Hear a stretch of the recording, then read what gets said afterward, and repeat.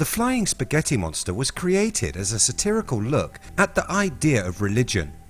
The book written by Bobby Henderson parodies people's belief in an all-knowing, all-seeing being living in the sky.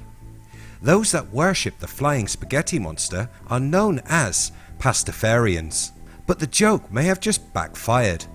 The flying spaghetti monster, a deity that was purely fiction, may have just been proven real. A recent cryptid story reported creatures that have an uncanny resemblance to the pasta god. Let's take a look at what was seen. Welcome to IF, videos on history and mystery. Hit that subscribe button and ring that bell so you never miss a video again. A story I recently came across, penned by cryptid specialist Brett Swanser on the excellent website Mysterious Universe, tells about strange encounters with flying jellyfish which look remarkably like the flying spaghetti monster. His collection of very weird encounters with these creatures, described as jellyfish that float in the sky, cites witnesses from around the world. The writer documents a number of reports. These tales tell of incredibly bizarre animals reported as looking like typical jellyfish. These jellyfish are not found in the oceans, but instead soaring through the air.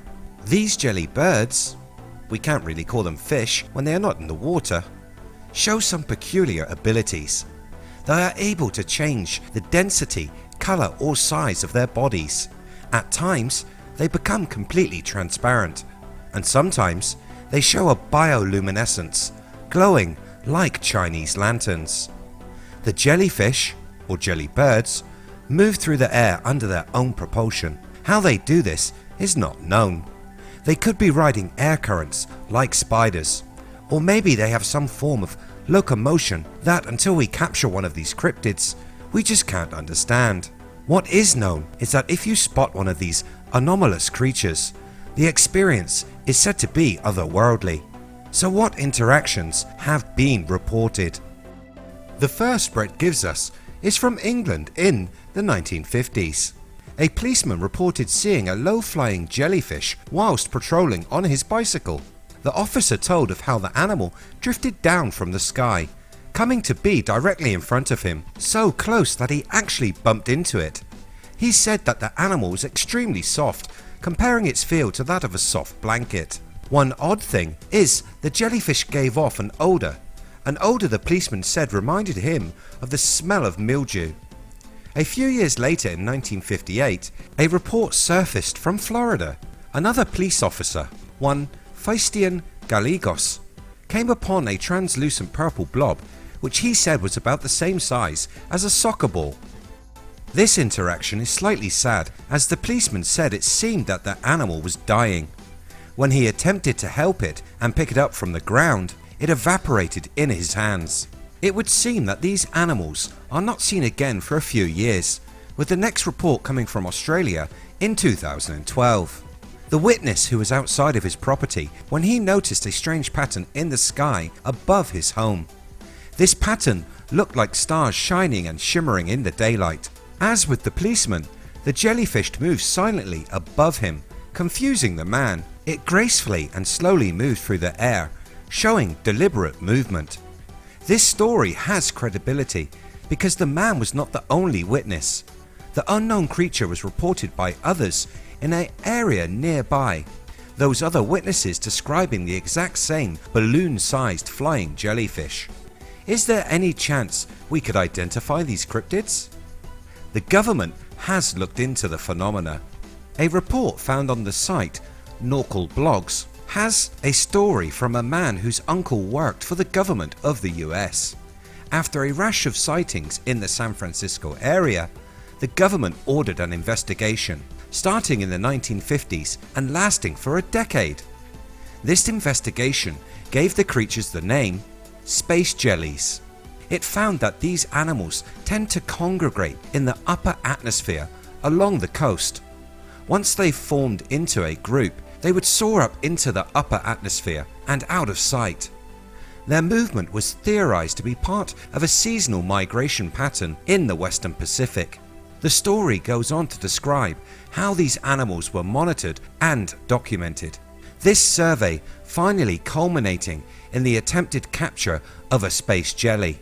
All attempts failed, as with the second story and the man who tried to help a dying jelly, when these things were touched, they dissolved into steam like smoke. The article goes on to tell of a number of other sightings and interactions with a very large space jelly in December of 1999.